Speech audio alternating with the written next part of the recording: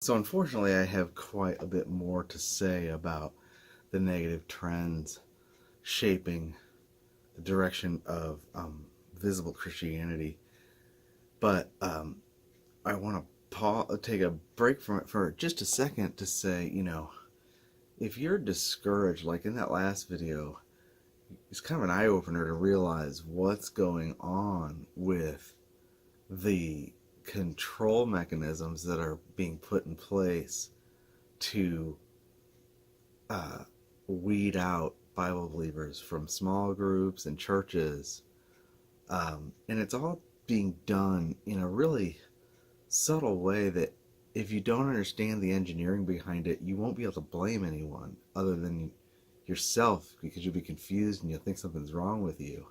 Because no matter where you go, for some reason, you can't fit into a small group, and you begin to think that there's something wrong with you, and maybe everybody's right, and you are negative and nitpicking, and you are intolerant and unloving and in rebellion and divisive.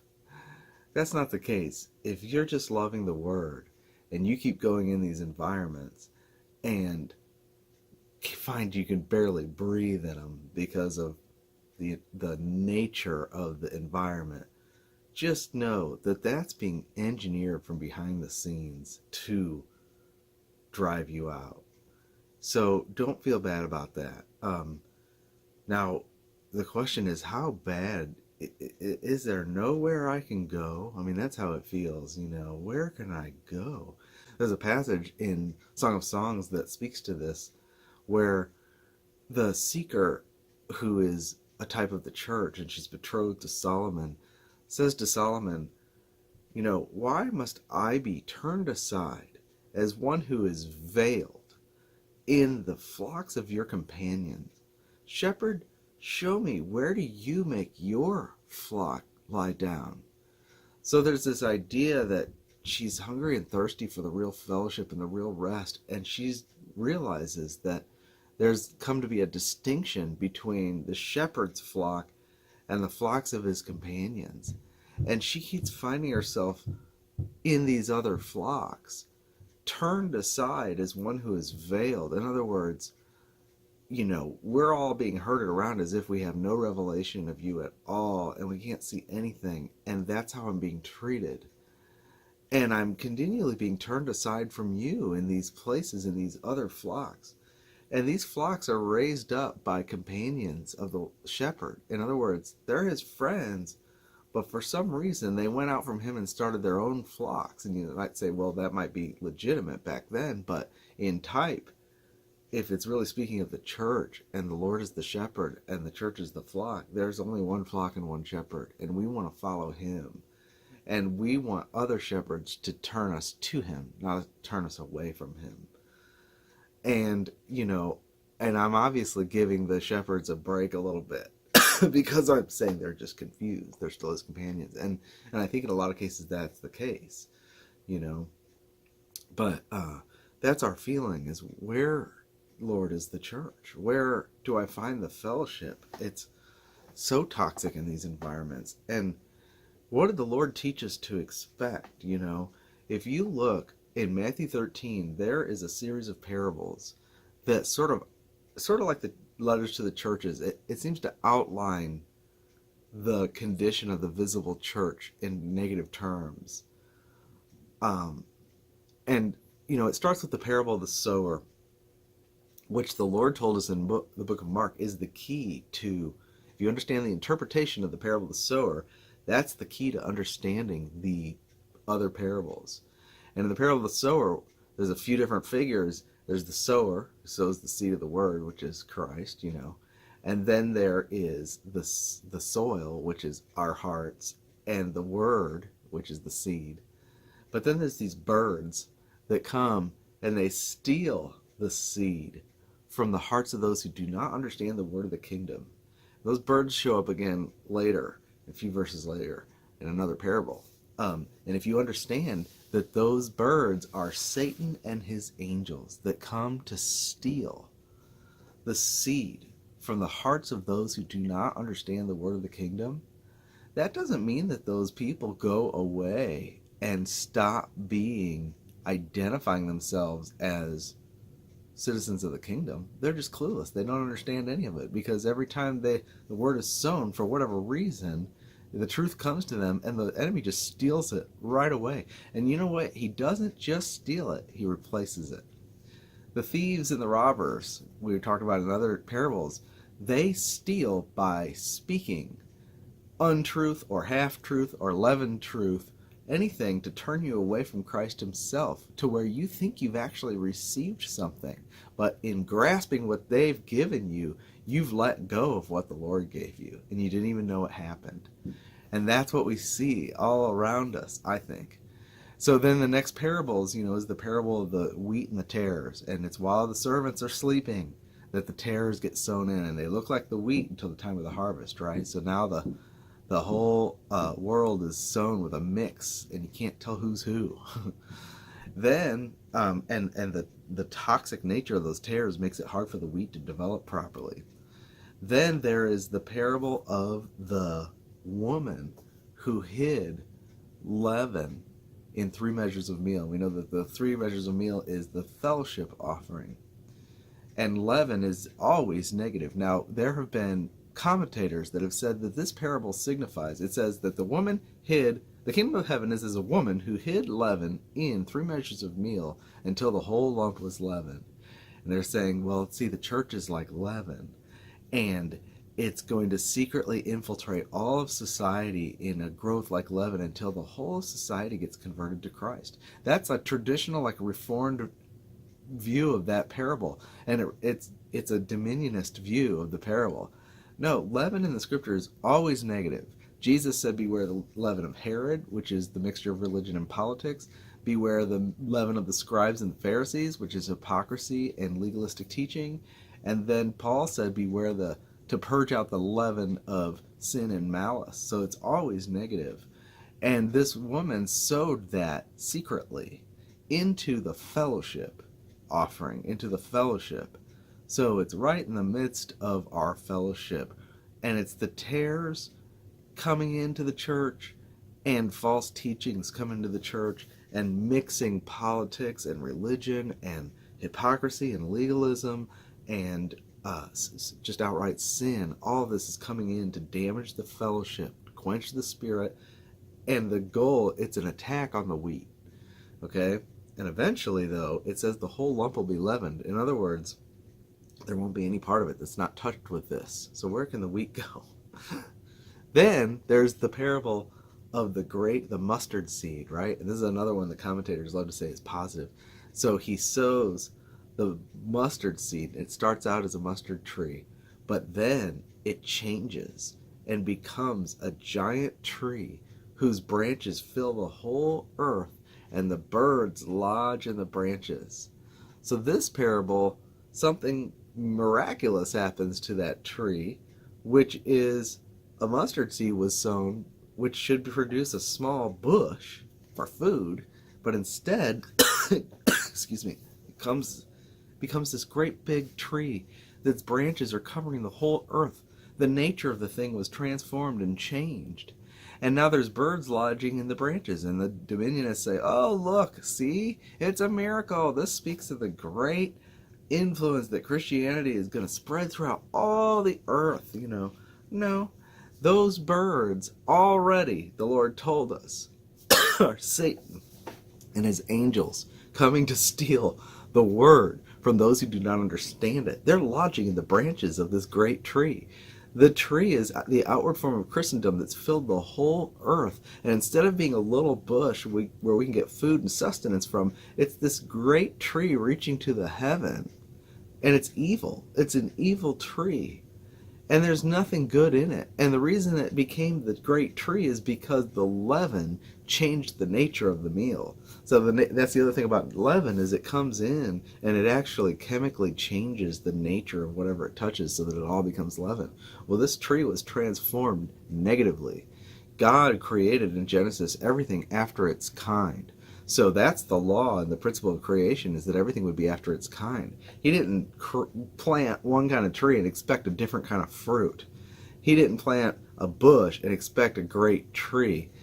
In the end of Revelation, there's this Babylon is called this great cage in which all the fowls of the air are, she's the habitation of all the unclean birds and fowls of the air. These are demons. This is Satan and his angels that are taking up residence in these great big systems that Satan is producing by replacing the knowledge of the word of the kingdom, taking it, stealing it from people who think they're serving the Lord, and replacing it with leavened truth. It's very negative. It touches and changes everything, and you get the idea. There's just nowhere to hide. Well, then, there is a contrasting set of parables, and it's the parable of the pearl of great price and the parable of the treasure in the field. And the pearl of great price is, you have to look this up. I don't have them in front of me, but basically the pearl the merchant buys the pearl, finds it of great value, and he buries it at the bottom of the sea. Well, that's where the pearl becomes precious, actually, through kind of a irritation. The pearl is created, and then eventually it's extracted and removed from its place and becomes an object of adornment. Chuck Missler taught on that really well. You might want to look that up. As the church, it's a type of the church, and it's a beautiful type, the pearl, who grows through affliction and eventually is removed from her place to become an object of adornment. But the interesting point I'm trying to make is that God buried her, the merchant. God is the merchant there. That's not talking about how great a price you should pay for the kingdom because it's so precious. No, it's talking about the Lord. He values the pearl, and he buried it to hide it. And then there's the parable of the treasure in the field. And what does he do? He buys the whole field to get the treasure. And then what does he do? He hides the treasure. The treasure and the pearl, incidentally, are both objects, precious stone and pearl, that help constitute the final consummation of all God's work, which is the new city Jerusalem, which is the city of precious stone with the gates of pearl, right? And so it all kind of fits together. And it shows that God's work in this age is a hidden work. And us not being able to find fellowship is not really something new. If you look at church history, there's always been little groups that have had to, because of their love of the word, have been separated from the main flocks of the companions, if you will. And they've been persecuted to varying degrees. And this whole social engineering lab of the small groups that I talk about, don't get it wrong, that's a form of soft persecution. We see persecution in the East, that's just like you get baptized and you're in trouble, and your life is forfeit often. Here it's a soft kill.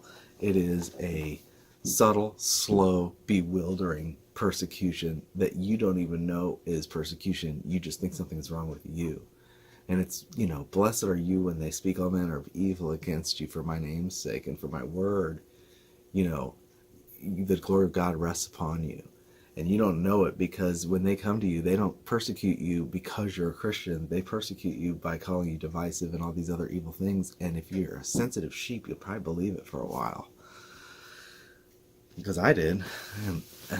Anyway, the good news is that God's work in this age and what he's looking at is hidden. It's not something outwardly manifested. And I think that that's where a lot of people get in trouble, is that we're looking for an outward manifestation to prove that we're the sons of God, prove that we're righteous, prove that we're holy. We want to be a part of some movement that's really doing something for God. That's a trap, because God's work is the building work of the habitation of God. And I haven't done my testimony for that yet. The next group I went in after the charismatic group was this group that was all about God's building program, and we had it right. But the problem is we were looking for outward evidence of that building, and we turned it into a cult. When God's been building in a secret way and in a hidden way in our hearts, all this time he's been building his church, and the revelation of that will not happen until Jesus is manifested. That's why Paul says, You are crucified with Christ. You're dead with him. Now set your mind on things above, where Christ is seated at the right hand of God. And you got to realize you're dead and your life is hidden with Christ in God. Now when Christ is manifested, then we will be manifested with him in glory. And then in John it says that we are the sons of God. Beloved, we are the sons of God. Only right now it's not manifested what we shall be. But when he comes, we know we will be as he is, because we will see him as he is. And everyone who has this hope in him purifies himself, even as he is pure. That very hope, the hope of Christ in you, the hope of glory, purifies us inwardly. And we are seeking not to be manifested in this age, but in the next. And that's the patience of the saints, I think, in this age. That's our patience. The word of his patience is, look, even Paul said that in Galatians. He said, look, we're not under the law. We're not trying to come up with our own righteousness, but we, by the Spirit, earnestly hope for the promise of righteousness. I think that's how he said it. I should look it up. I don't have my Bible in front of me. But the idea is that our reward is later. It's not in this age. And we struggle and suffer in this age for his name's sake. And he promises not to leave or forsake us. And he's looking at hidden things and hidden virtues. It's the one who prays in secret that the Father will reward openly. He's not, I've said this in a couple of other videos, he's not impressed with outward works, and he's not looking for some sign that you are really his in your behavior or something like that. Although he does touch our behavior. But he's not looking for some grand display. He's hiding us in this age. The real, genuine, precious ones that he's transforming and making his bride are hidden. And it's okay to be hidden. And it's also okay to go in and out of these places, you know. I don't have the answer for the small groups in the churches. I thought I did for a while, but I've found that I can't survive on my own with my household. Our dynamic is such that I'm just weak. I speak the truth, but to sustain them and feed them and nourish them, I just don't have the, capacity yet right now, whatever. And we have to keep going through these places, and we go in one place and then I yank everybody out and everybody's mad, but then I explain why and everybody learns a little bit. And right now we're in a place that seems safe for now.